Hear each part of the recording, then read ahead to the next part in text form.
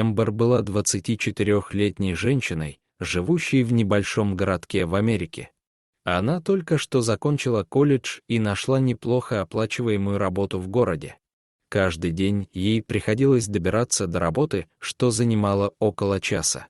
Так же, как новому сотруднику, ей еще предстояло освоить все тонкости новой работы, и хотя ей нравился каждый момент, все равно это приводило к значительному стрессу в конце дня.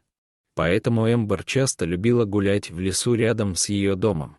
Она находила, что спокойствие природы и свежий воздух освежали ее после долгого рабочего дня.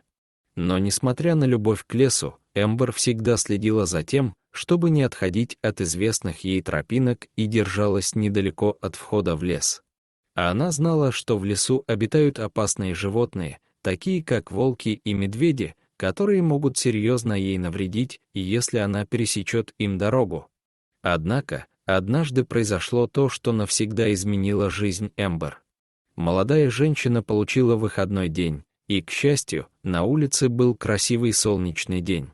Эмбер решила прогуляться, так как в последние несколько дней не могла этого сделать из-за позднего возвращения с работы. Подготовившись, она пошла по одному из своих любимых маршрутов, который вел немного глубже в лес, но предлагал больше красоты. Эмбер с удовольствием разглядывала красочные цветы, когда вдруг услышала пронзительный вой. Женщина замерла на месте. Вой звучал близко, и она боялась, что скоро животное выскочит сквозь деревья прямо к ней. После короткой паузы она снова услышала вой, только на этот раз он звучал печально и мучительно. Именно в этот момент Эмбер приняла решение, которое изменило ее жизнь. Она была обеспокоена тем, что животное, издававшее эти звуки, явно выло от боли. Не зная, что еще сделать, она начала двигаться в направлении, откуда доносились звуки. Через несколько минут ходьбы Эмбер обнаружила картину, которая разорвала ее сердце. Среди деревьев одинокий волк лежал на земле и стонал от боли. Сначала Эмбер осталась на месте, а она не хотела подходить слишком близко к дикому существу, так как не знала, что с ним не так, и боялась быть атакованной. Однако, наблюдая за волком несколько минут, Эмбер поняла, что он каким-то образом застрял. Молодая женщина приблизилась, надеясь разглядеть, что удерживает волка на месте. Когда зверь услышал, что она приближается, он поднял голову и посмотрел на нее, начав рычать, заставил Эмбер замереть. Но всего лишь через несколько секунд волк снова заплакал, и теперь, когда Эмбер была ближе, она смогла разглядеть, что произошло. Волк запутался в старой проволоке и не мог двигаться. Чувствуя сожаление к хищнику, молодая женщина глубоко вздохнула и начала к нему приближаться, доставая небольшой карманный нож, который всегда брала с собой на прогулке. Эмбер начала отрезать проволоку. Весь этот момент волк просто наблюдал за ней, не издавая ни звука, ни движения, чтобы атаковать. Наконец, после нескольких напряженных минут, Эмбер отрезала последний кусок проволоки, и волк освободился. Молодая женщина отступила на несколько шагов, чтобы дать зверю привыкнуть к свободе. Она смотрела, как хищник, который оказался самкой, потянулся и протянул свое тело. Но чем дольше Эмбер наблюдала, тем больше она понимала, что с волчицей что-то не так. Она хромала, похоже, что проволока немного порезала ее лапу. Больше всего удивило Эмбер то, что волчица, вместо того, чтобы убежать в лес, повернулась и посмотрела на нее. После того, как хищница, казалось, оценила ее, она подошла к Эмбер и легла рядом. Девушка была поражена тем, что происходит, дикий зверь благодарит ее за помощь, проявляя дружелюбие. Пользуясь ситуацией, Эмбер даже погладила ее. Молодая женщина знала, что с поврежденной лапой волчицы будет трудно охотиться, и что без помощи она рискует остаться голодной. Понимая это, Эмбер решила помогать животному, пока оно не сможет снова само о себе позаботиться. В течение следующих нескольких недель Эмбер каждый день ходила в лес, чтобы принести волку еду.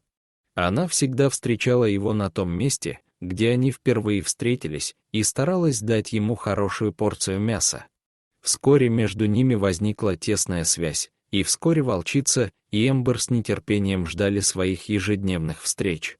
Однако, однажды произошло что-то странное, Эмбер не пришла на свое обычное место встречи.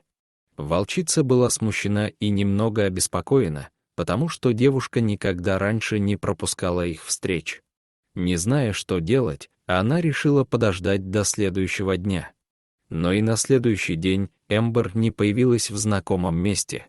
Совершенно взволнованная, волчица решила отправиться на поиски своей подруги. Она покинула лес и следовала за запахом Эмбер.